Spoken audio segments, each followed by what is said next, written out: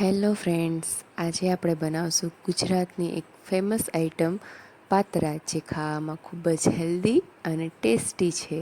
તો એના માટે આપણે આવી રીતના અળવીના પાન લેવાના છે.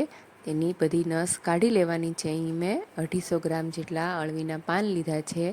હવે એક વાસણમાં 3 બાઉલ જેટલો ચણાનો લોટ લેવાનો છે. સ્વાદ પ્રમાણે મીઠું, 1.5 ચમચી જેટલું લાલ મરચું પાવડર, 1 ચમચી ધાણા જીરું પાવડર, અડધી ચમચી હળદર, ચપટીક હિંગ, તેમજ એમાં 1 ચમચી જેટલો ગરમ મસાલો એડ કરવાનો છે અને 1 ચમચી તેલ એડ કરવાનું છે. હવે એમાં 1 બાઉલ ગોળનું પાણી એડ કરવાનું છે. અહીંયા તમે આંબલીનું પાણી પણ એડ કરી શકો છો.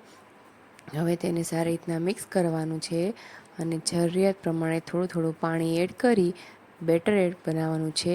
હવે એમાં ચપટીક ખાવાનો સોડા એડ કરી 1 ચમચી લીંબુનો રસ એડ કરવાનો છે અને આવું બેટર બનાવવાનું છે.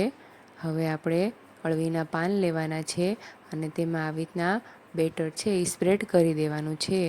બેટર બહુ જાડું અને પતલું એવું એકદમ મીડિયમ બનાવવાનું છે.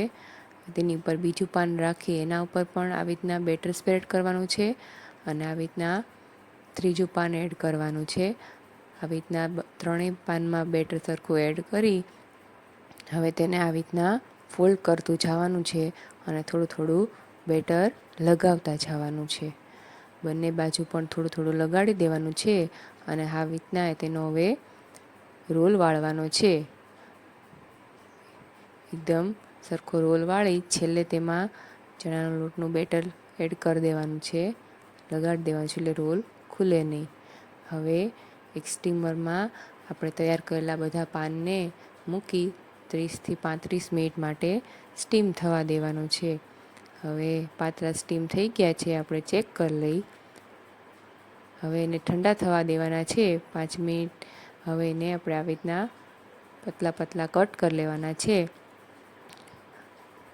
પછી તેનો આપણે વઘાર કરવાનો છે. તેના માટે એક વાસણમાં તેલ લેવાનું છે, 2 ચમચા જેટલું. તેમાં રાઈ, જીરું અને હિંગ એડ કરવાની છે.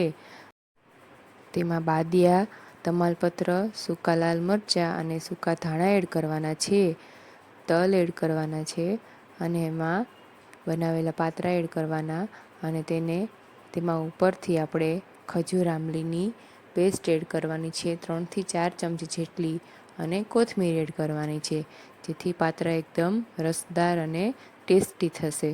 હવે તેને સારી રીતના મિક્સ કરી દેવાનું છે. તો તૈયાર છે આપણા ગુજરાતી પાતરા.